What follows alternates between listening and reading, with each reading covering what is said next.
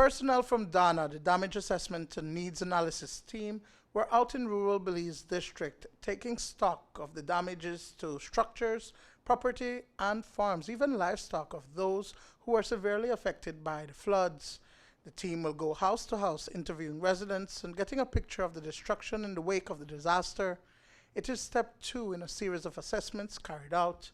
The detailed evaluation can only be done after waters have receded and DANA is able to access communities and homes. The detailed assessment has started since last week, and some of the villages that were accessible we have completed, but in terms of we had to wait for this week to continue the assessment.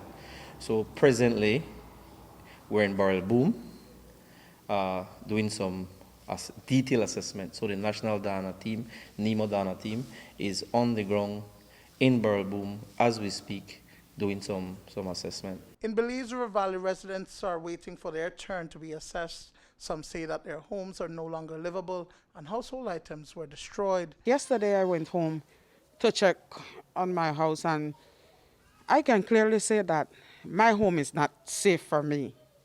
My floor is damaged. I have another neighbor that lives right beside me. Her flooring is also damaged. The young man that lives behind me, his entire home was underwater. It was only the roof that was out of water. So he needs, I believe, a complete house. Most of them were affected, and I believe that some stuffs have been destroyed.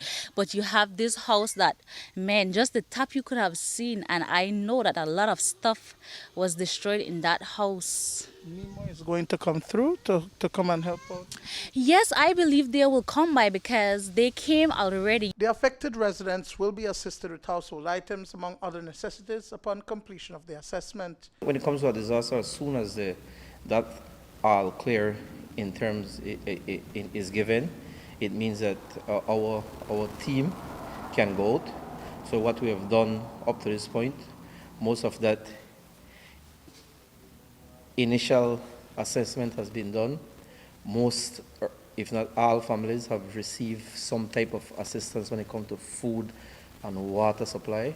So now the next step is to do more a detailed assessment where farms and structure will be assessed, trying to get back families into the normal way of life.